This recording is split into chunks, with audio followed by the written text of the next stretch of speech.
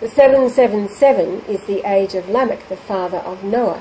His father was Methuselah, and he lived 969 years, quoting from Genesis 5:23, and all the days of Enoch were 365 years. And Enoch walked with God, and he was not, for God took him.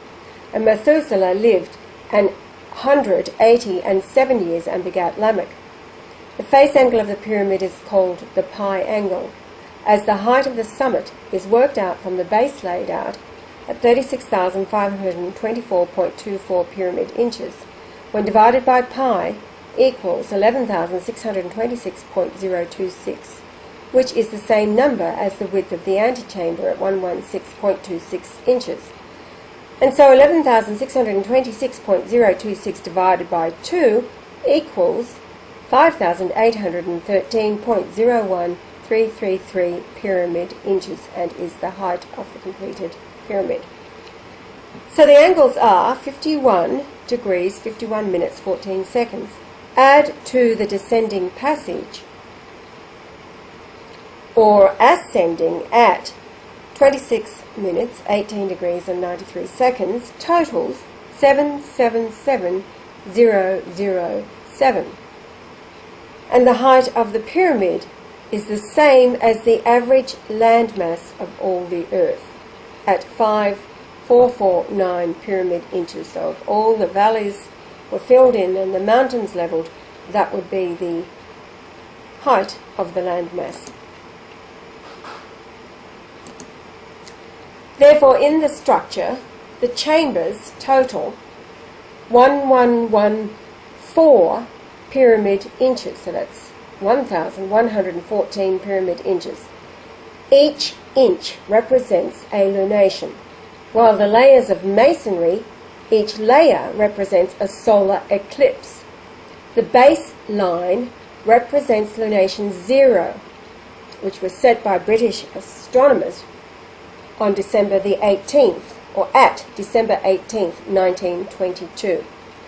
A lunation is 29.53052 days, multiplied by 1,114 equals 32,897 days, equals January the 11th, 2013, my 69th birth date.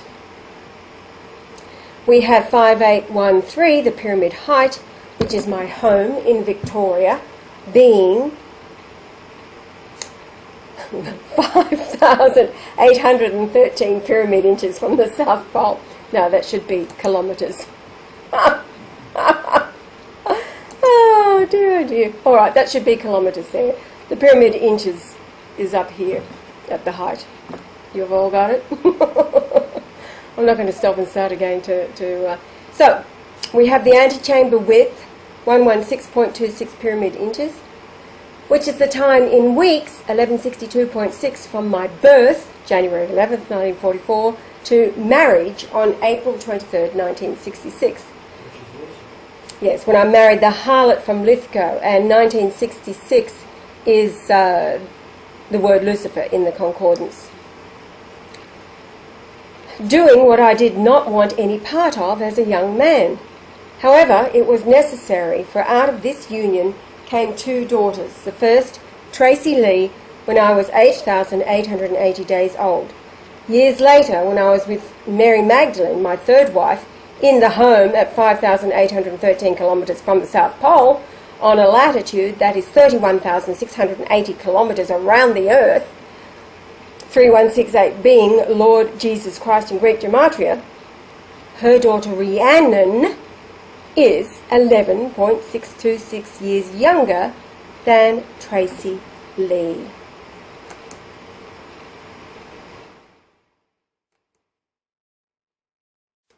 I am 1,162.6 or 1162.6 days older than Rhiannon's mother, Mary Magdalene, who was born March the 19th, 1947, and was 32.75 years old when she gave birth to Rhiannon. And my youngest daughter, Nicole, born November the 2nd, 1977, is 777 days older than Rhiannon. 777 days is 2.127 years. 2127 is Zia in Hebrew, 2127, and like 3275, they are solitary words found once only in the same verse, side by side. And absolute, the odds of that occurring are too many zeros, bigger than a Google. Quoting, and their brethren of the house of their fathers were Michael and Meshullam and Sheba and Uri and Yakan and Zia and Heber, 7. Now, these 7 names, their Hebrew concordance numbers, when you add them all together, total 31106. Divide that number by the 7 for an average of 4443.714. Now, the number 4443 is the total number of times the word God is found in 3,877 verses, and is the distance between the 2 locations in Canada where my daughters were conceived, 444.3 kilometres apart. The 3877 is the number of miles from the maternity hospital where I was reborn, St. Margaret's Catholic Maternity Hospital, when measured to the South Pole. From the house where I lived until I was 942 days old, it measures 3,875 miles to the South Pole and is the word comforter in the Greek concordance. Who I, as Jesus said, if I do not die on the cross, I cannot return and teach you all things. My age then, when married, was 1162.6 weeks, and that is 22.28 years, which is the height of Australia's highest mountain, 2,228 metres, and it measures 169.4 nautical miles to the address in Greensboro, Victoria, that is 31,680 kilometres around at the latitude and 5,813 kilometres from the South Pole. But 1694 is Emmanuel in the Greek concordance, and Emmanuel means, when interpreted, God with us. That verse that it is found in, Matthew 1:23, has a gematria value of 8880. Is everybody beginning to get the picture? It's all about the numbers. God measures his temple, which is the earth. All right, moving right along. Rhiannon, the mother of 2 daughters, Alaska. She is the reincarnate of Daphne Golightly, the mother of Brian Leonard Golightly Marshall, the most royal woman on the earth. Did she know it? No. She would have been 88.8 years old on her rebirth, which was August 11th, 2001. So that's Alaska. And her previous life was Daphne Golightly. Yes, that's right. Saying that the date, August 11th, 10th and 11th, isn't it? August the 10th? 11th. 942 days old. Right. Going back to the Jesus verse total. Okay, let's move right on. 1946. 942 days in 1946. When you moved from Rothschild Avenue to O'Riordan Street, wasn't it? Okay. And the second daughter, Trinity Lee, was reborn February the 21st, 2004, which is 8.8888 years before my 69th birthday and 888 weeks after I married wife number 2, Pauline Lucas, on February 14th, 1987. Trinity is the reincarnate of my mother, the Virgin Mary. Holy Mother Mary. Trinity Lee today. The Mother of God. And just as I said that, there was a white flash. I have no idea, just did it at the bottom of the screen. Now the point is that Pope Benedict XVI recognised me as the Messiah. Once he is reinstated, the entire Catholic 1.2 billion population will be taught about Muhammad's letter commanding the Muslims to obey him and to love the Christians. Now the Jews in Israel, many know that I am here. However, they were set up by the Zionists from hundreds of years ago. The fact is they are not genetic Jews, almost entirely being Khazarians. That does not matter. They are what they are. They are not the government. They are the sacrificial lambs the Zionists are about to burn. Therefore, my task is to unite the Middle East by convincing them I am their Messiah as per the revelation by their most honoured rabbinical scholar Yitzhak Kaduri, who revealed Jesus was the Messiah, and a two-part revelation, the second not to be opened until Ariel Sharon is dead, and is in fact dead, kept alive on a life support machine. Therefore, as I am absolutely proven to be God in the flesh, I am to all people, regardless of some lunacy dominated by religion.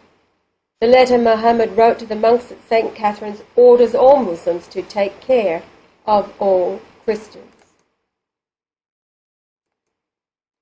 So how do the Zionists, that is the Rothschild bankers, dominate the world? Central banking. And what is the quickest way a nation will be attacked? To do what Gaddafi did, start supporting the African nations, cutting out the cancer from its financial system, the central bank. Egypt is prophesied to recognise the Messiah, and a highway to Syria will be a highway where people can freely travel. Needless to say, then, Judah will be my pride. Now, what has happened is the ultimate weapon, money. The Egyptian pound is worth about 14 cents at the moment, US. The army has taken control as the Muslim Brotherhood is financed by Saudi Arabia Zionists via Obama, which is looking for a way to start World War III by attacking Syria. Under no circumstances can Egypt add to their problems by booting out the central bank. But people depend on tourists, and none are coming, fearing the Brotherhood stirred up by Obama and the attacking of Christians. This is what the Egyptian military can do to avoid further starvation. Print temporary bonds in the form of a loan to the people. Hold the bonds a form of currency to be used beside the present pound that can be traded as currency. Make the loans to be repaid at no interest for as long as it takes for the borrower to pay back after the country's tourist industry is revived. Their main asset is the Messiah, and it is prophesied that all nations will come bringing their wealth. Quoting from Isaiah 19:1, the burden of Egypt, behold, the Lord rideth upon a swift cloud, and shall come into Egypt. And the idols of Egypt shall be moved at his presence, and the heart of Egypt shall melt in the midst of it. In that day shall Israel be the third with Egypt, and with Assyria, even a blessing in the midst of the land, whom the Lord of hosts shall bless, saying, Blessed be Egypt, my people, and Assyria, the work of my hands, and Israel, mine inheritance. The perfect government is a kingdom of the Messiah, who always tells the truth and regards all his people as his beloved children. I would point out the Lord rideth upon a swift cloud is what happens when flying in on an aeroplane.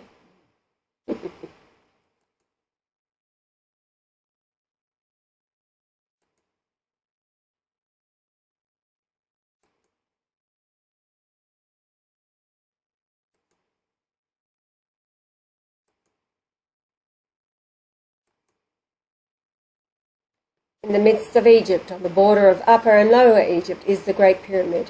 It is the altar to the Lord. Within it are measurements so precise and profound, no civilization past or present could have achieved it. It is a prophecy in stone which identified the Lord. Only the Lord can interpret it and reveal to the masses how to do so. This has been ongoing for 30 years. Prophecy holds he is rejected. Psalms 118, verse 22, the stone which the builders refused is become the headstone of the corner.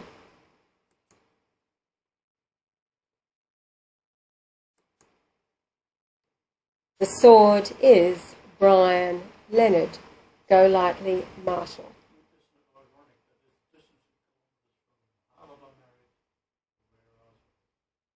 Yes, 118.22 kilometres. Yes.